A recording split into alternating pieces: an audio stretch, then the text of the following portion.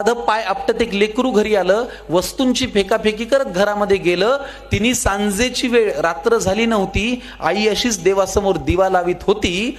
जगासमोर जे चालत नव्हतं ते घरामध्ये मध्ये मात्र चाललं. बाहेर जे बोलता येत नव्हतं ते लेकरू आई समोर बोललं. म्हणाला, खोटारडी आहेस तू आई, खोट्या मार्गावर चाललीस, आजपर्यंत माझ्याशी तू खोटच बोललीस.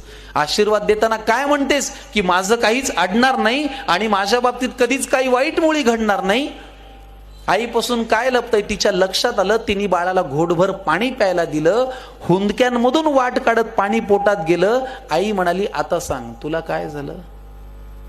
तो म्हणाला, लोक आई विचित्र झालेत फार, सतत सगळे माझ्यावरती खाऊन असतात खार. त्यांच्या त्या अशांत अस्वस्थ नजरा मला कळतात, जाणवतं मला माझ्यावरती ते खूप खूप जळतात.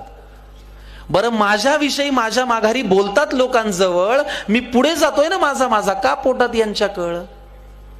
बरं, वाईट याचं वाटतं की या वाईट लोकांचा एक संघ झालाय आणि मी वाईट वागत नसून यांनी मला बाजूला केलाय. आई म्हणाली, बाळा तुला माझा प्रश्नच नाही कळला. मी तुला काय झालं म्हणाले, तू त्यांचा त्रास सांगितला.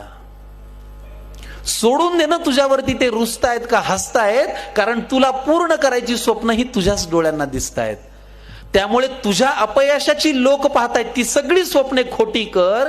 तुझ्या अपयशाची लोक पाहतायत ती सगळी स्वप्ने खोटी कर. दुसऱ्यांची रेघ पुसण्यापेक्षा तू स्वतःची मोठी कर.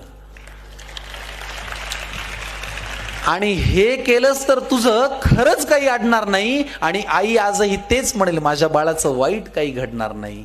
आईच्या तोंडी देवाचा साक्षात्कार घडला आणि तिने लावलेल्या दिव्याचा लख प्रकाश पडला. तिने लावलेल्या दिव्याचा लख प्रकाश पडला. तर डाउनलोड शेअर चॅट.